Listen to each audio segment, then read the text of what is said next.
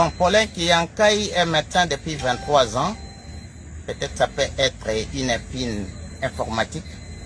Et ce que je vis à la toile est carabineux, cataclysmique, nauséeux, cancéreux. C'est pas normal. La médecine se repose sur une triade historique. Parmi les aînés de la médecine, il y a Hippocrate pour les médecins, il y a Florence pour les infirmiers, il y a Henri Dunant pour les secouristes.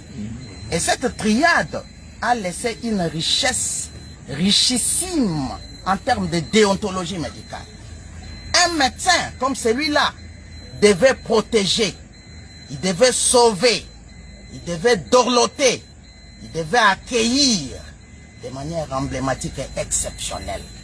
Mais voilà qu'un médecin qui fait sa gynécologie sur une zone corporelle la plus sensible, à telle enseigne que la femme qu'il manipulait avait de la douleur. Au lieu de calmer cette douleur de manière professionnelle, c'est un médecin qui va talocher, taper, pendant qu'il avait enfilé des gants. Et des gants sanguinolents, pleins de sang. À telle enseigne que cette femme malheureuse, exceptionnelle, est imbue du sang.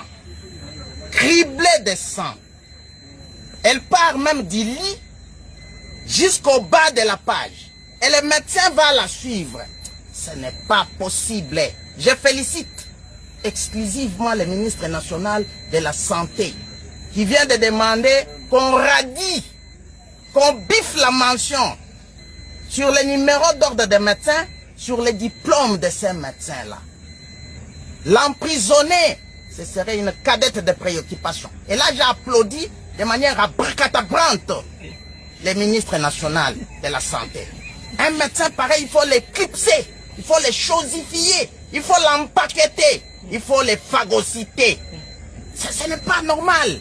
En tout cas, ça a énervé plus d'un névrax, plus d'un cerveau congolais médical.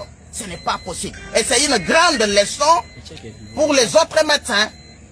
Il ne faudra pas qu'on joue sur le dos de la cuillère. Non. La médecine, c'est quand même un art. C'est un domaine le plus noble, d'une finesse, d'une délicatesse sans précédent. Donc, les gens ne peuvent pas prendre la médecine comme une étoileuse pharaonique, judaïque, machiavélique. Non. Voilà. Donc, en tout cas, la conclusion est concluante. Il va falloir biffer la mention sur les diplômes académiques de ces faux médecins. Moi, je l'appelle faux médecin. Et il faudra sincèrement radier son nom sur l'échiquier de l'ordre des médecins